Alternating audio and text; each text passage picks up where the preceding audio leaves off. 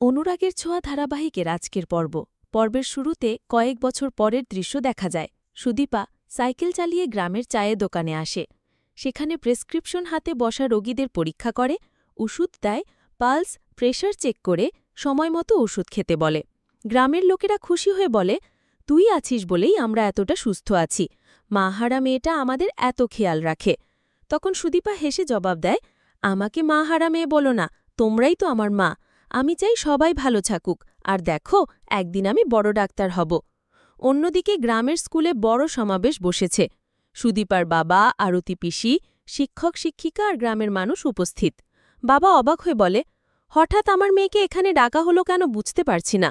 আরতি পিসি বিরক্ত হয়ে বলে, আমি তোকে বলতাম যদি জানতাম, আমি আর সামলাতে পারি না ওকে, তুই আদরে আদরে মাথায় তুলেছিস।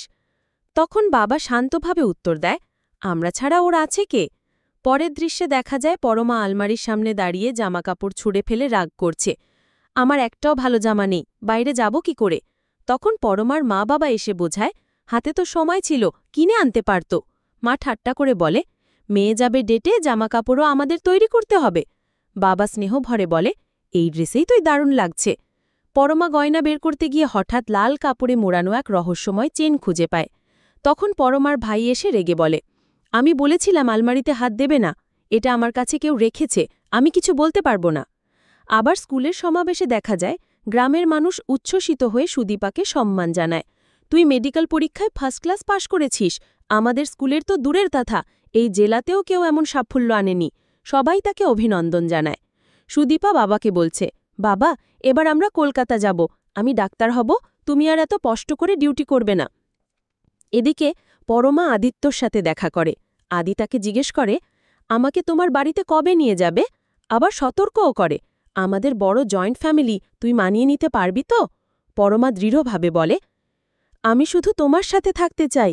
ঠিক তখনই আদিত্যর সিনিয়র অফিসার ফোনে জরুরি ডিউটির খবর দেয়, আর আদি তাড়াহুড়ো করে বেরিয়ে যায়। অন্য দৃশ্যে সুদীপা সাইকেল নিয়ে যাওয়ার পথে গুন্ডারা পথ আটকে দেয়। ঠিক সেই সময় আদিত্য এসে গুন্ডাদের সাথে লড়াই করে। সুযোগ বুঝে সুদীপা কিছু না বলে সাইকেল চালিয়ে সরে যায়। শেষ দৃশ্যে সুদীপা গ্রামের স্বাস্থ্যকেন্দ্রে আসে। আনন্দ ভরে বলে, এখানে এলেই আমার মনটা ভালো হয়ে যায়, ডাক্তার জেঠুর সঙ্গে ওষুধ নিয়ে কাজ করতে পারি, মানুষের সাথে থাকতে পারি। হাসি খুশি মুখে দিনের সমাপ্তি ঘটে।